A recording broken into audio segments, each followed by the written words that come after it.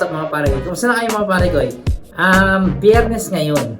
So, ngayong Biyernes, wala masyadong nangyari mga pare ko. Well, halos buong araw kasama na si Carissa. Pero, ang vlog natin na ito mga pare ko ay guitar tutorial. Okay?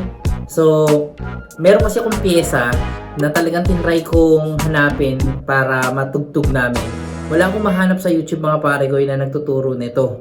So I think it's a good opportunity na maituro ko to sa inyo at kung sino man ang naghahanap ng kantang to para tugtugin sa Christmas. Itong kantang to ay kanta ng Ben and Ben. Ang title nito ay Bibingka. Okay? So I hope na magustuhan nyo mga pare ko may mga unfamiliar chords ako na hindi alam pero it sounds like that, pero sasabihin ko sa inyo yung process and everything dito. Okay? So, yun mga pare ko turo ko sa inyo. Let's go! Okay, so sa kantang to, ang tuning natin ay standard tuning. E, A, D, G, B, E. And, kailangan natin ng capo. So, capo tayo on first fret. Okay, so ang structure ng kanta natin, ang una is intro, tapos verse, tapos pre-chorus, tapos chorus.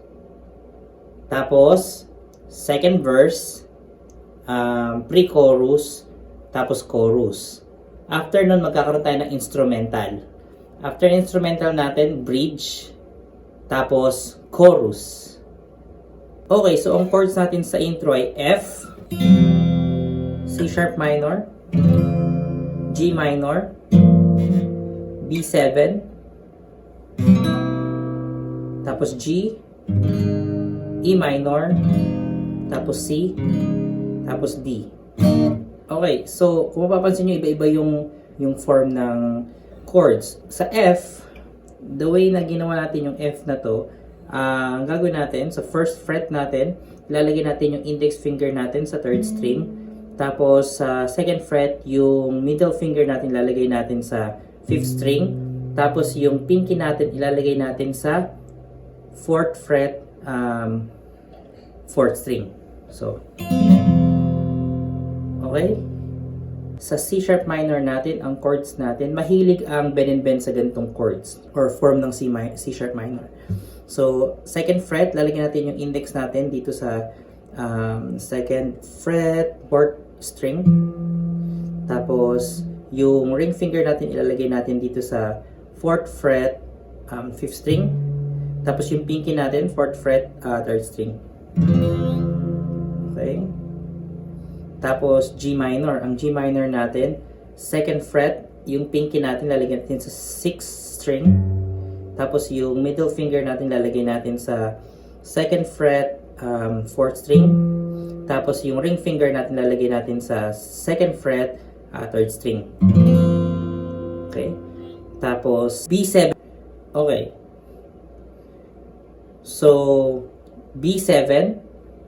So ang B7 natin, bar chords. Okay?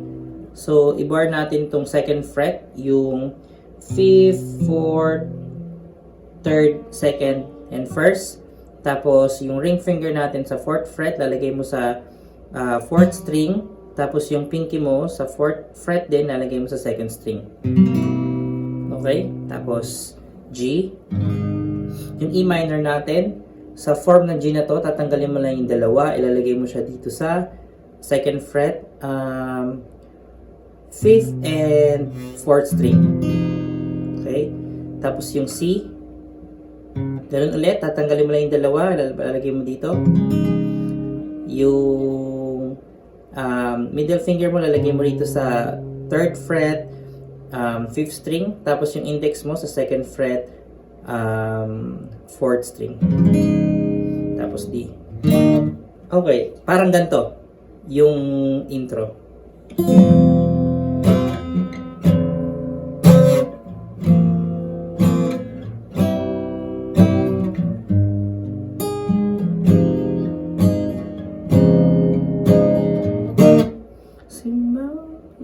Okay? Tapos pasok tayo ng verse. Ang verse niya, ang chords natin dito, may dalawa siyang, so 8 counts lahat tong verse na to, yung first verse. Hinati siya sa dalawa. Yung unang 4 counts niya, ang chords natin ay G, E minor, tapos C, tapos D. Okay, 4 counts yon. Tapos yung second half na 4 counts, G, E minor, tapos C, tapos yung D natin, ang chords form ay ganito. Okay? So para siyang C na inilagay mo dito sa yung bass mo ay nandito sa 5th fret, 5th string, tapos 4th fret, 4th string, tapos 3rd fret, 2nd string. So para lang siyang letter C. Okay? So parang ganito.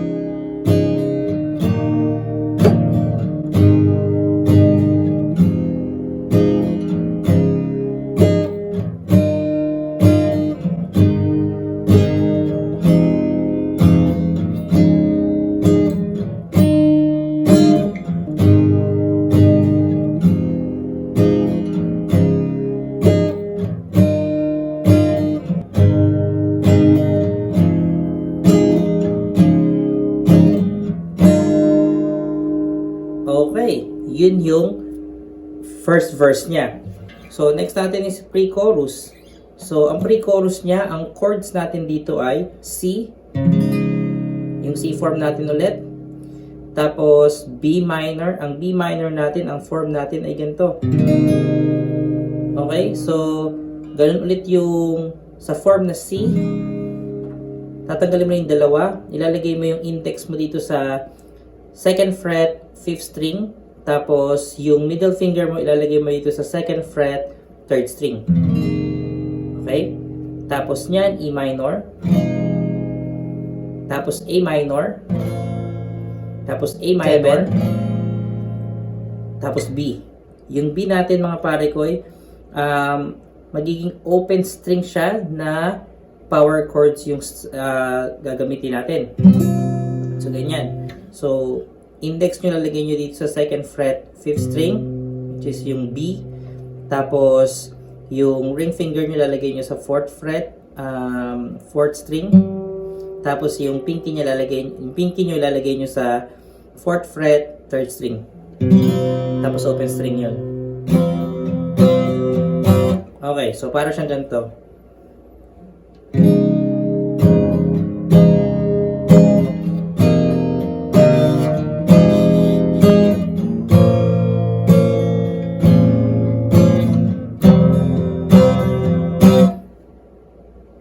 Okay.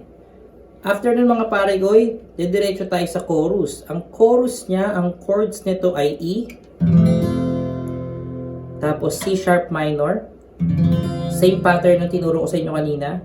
Tapos G minor.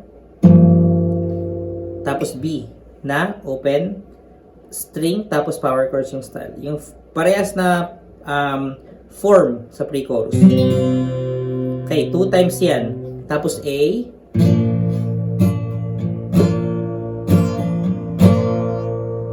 Okay. Tapos, broken chords to mga pare ko eh. Hindi ko alam kung anong tawag sa chords na to, pero ganito siya tinitipa. So, sa 5th string nyo, okay, so nasa A pa rin siya. Pero broken chords to mga pare ko eh. So, 4th fret, 6th string, 4th fret, 4th string, 5th fret, 3rd string, tapos 5th fret, 2nd string. So, yan. Ganun yung weird na tunog na makukuha nyo. Okay? After nyan, D minor 7 na bar chords. Okay? Yep. And then G7 na bar chords. Okay? Tapos A.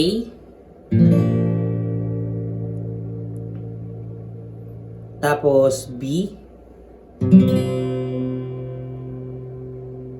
Tapos transition mo ang D papasok sa second verse. Okay? So para siyang ganito.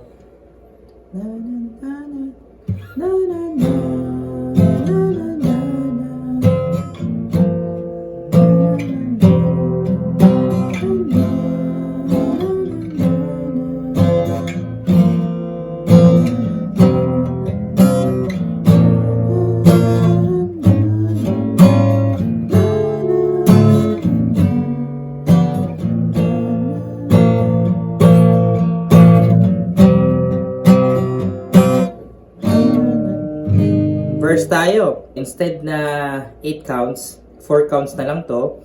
Ang chords natin ay G, E minor, C, at saka D. Okay? So, ulitin ko yung sa bandang chorus, tapos paano yung transition niya sa verse. Okay?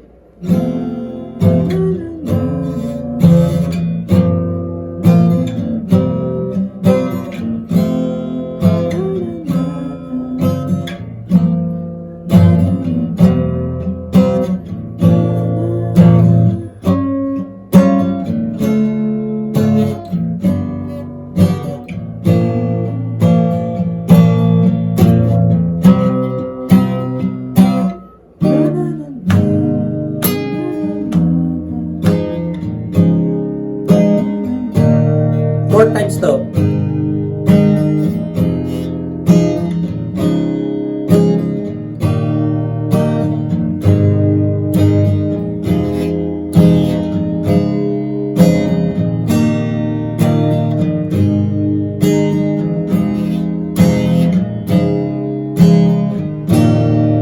Okay? Tapos, diretso tayo sa pre-chorus niya. So, again, parehas lang ng chords kanina. So, parang ganito.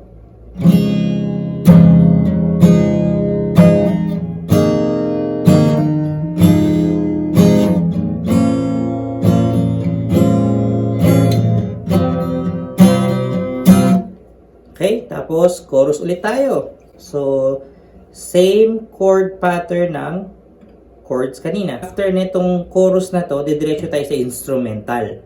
Okay? So, ang instrumental niya mga pare ko, ang chords niya rito ay simple lang. G, E minor, C, at saka D. 2 times yon. Okay, so diretso, punta muna tayo sa chorus ha, tapos magka-transition tayo sa instrumental.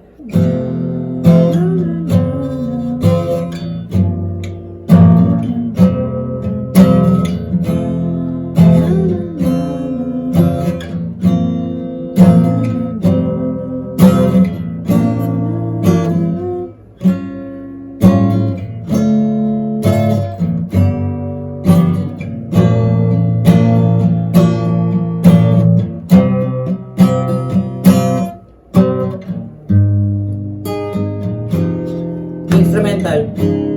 2 times to.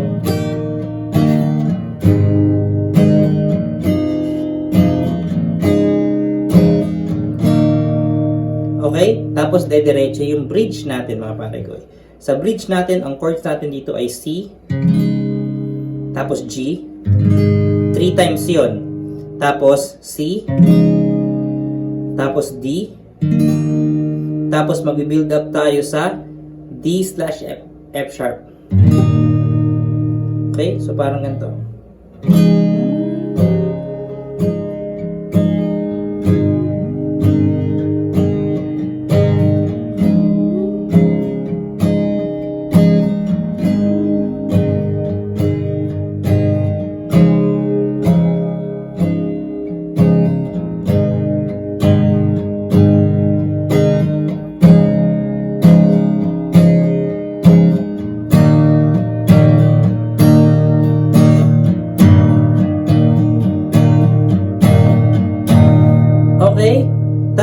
diretso tayo sa chorus. Ang chorus natin dito ngayon ay G, E minor, A minor 7, tapos D. 2 times yun mga pare ko eh. Okay? Tapos nun, C, B7, tapos E minor, A7, tapos C, tapos yung D na ganito ang form, tapos C ulit, tapos D. Tapos, kakaroon ng broken chords na G. Okay? So, dito, paano nyo gagawin? Ilalagay nyo yung middle finger nyo dito sa third fret, 6th string. Tapos, yung index nyo ilalagay nyo rito sa 2nd fret, 1st string. Tapos G, C, D. Okay, so parang ganito.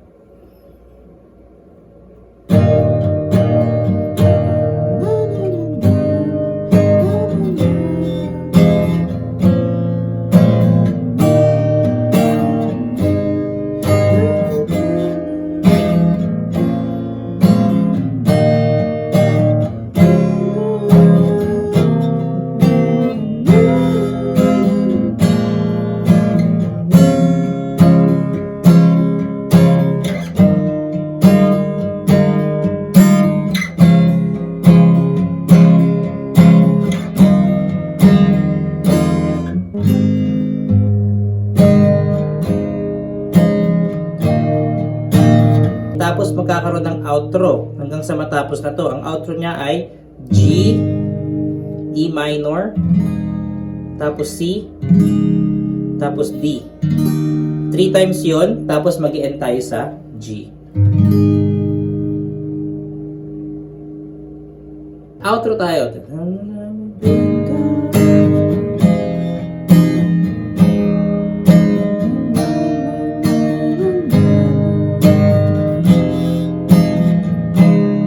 Times to.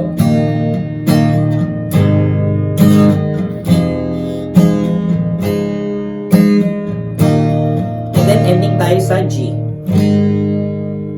Okay. So, medyo chunky mga pare ko yung mga chords niya. Maraming mga chord pattern talaga. Or maraming mga chords na kailangan mong i-memorize. Halos pare-pares lang naman, kaso lang na rumble-rumble sila. Pero once na gets nyo yung pattern, magandang kanta siya mga pare ko eh. So I hope na nagustuhan nyo itong tutorial na ito. Wala pa akong nakikitang nagturo nito. And I hope na makatulong to sa inyo pag gusto nyo i-cover itong bibingka ng Ben and Ben. At ayun mga pare ko eh. I hope na nag-enjoy kayo. Huwag nyo kakalimutan na mag-like, mag-comment down below. At syempre mag-subscribe. Paano mga pare ko?